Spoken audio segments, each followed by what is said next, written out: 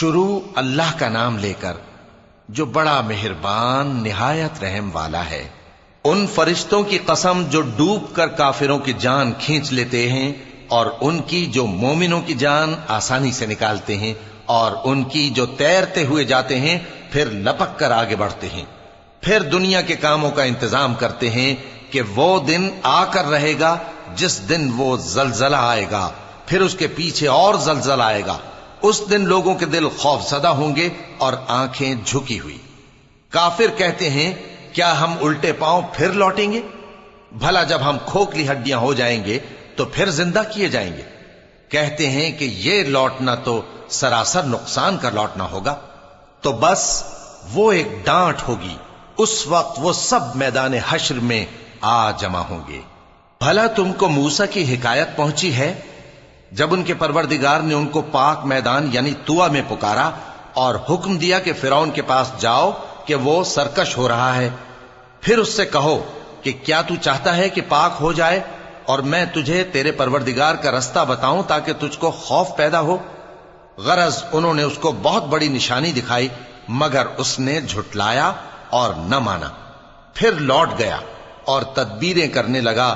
سو اس نے لوگوں کو اکٹھا کیا، پھر بلند آواز سے بولا، سو کہنے لگا کہ تمہارا سب سے بڑا مالک میں ہوں۔ تو اللہ نے اس کو دنیا اور آخرت دونوں کے عذاب میں پکڑ لیا۔ جو شخص اللہ سے ڈر رکھتا ہے اس کے لیے اس قصے میں عبرت ہے۔ بھلا تمہارا بنانا مشکل ہے یا آسمان کا؟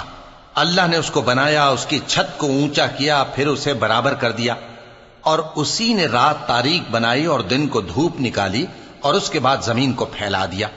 اسی نے زمین میں سے اس کا پانی نکالا اور چارہ اگایا اور اس پر پہاڑوں کا بوجھ رکھ دیا۔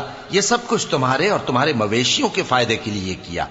پھر جب وہ بہت بڑی آفت آئے گی اس دن انسان جو محنت وہ کرتا رہا یاد کرے گا، اور دوزخ دیکھنے والے کے سامنے لا کر رکھ دی جائے گی۔ اب جس نے سرکشی کی اور دنیا کی زندگی کو مقدم رکھا تو اس کا ٹھکانہ دوزخ ہی ہے، اور جو اپنے پروردگار کے سامنے کھڑے ہونے سے ڈرتا اور نفس کو بیجا خواہشوں سے روکتا رہا تو اس کا ٹھکانہ بہشت ہی ہے۔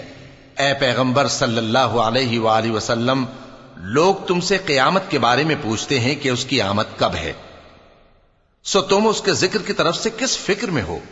اس کا منتہا یعنی واقع ہونے کا وقت تمہارے پروردگار ہی کو معلوم ہے۔ جو شخص اس سے ڈر رکھتا ہے تم تو اسی کو ڈر سنانے والے ہو۔ جب وہ اس کو دیکھیں گے تو ایسا خیال کریں گے کہ گویا دنیا میں صرف ایک شام یا ایک صبح رہے۔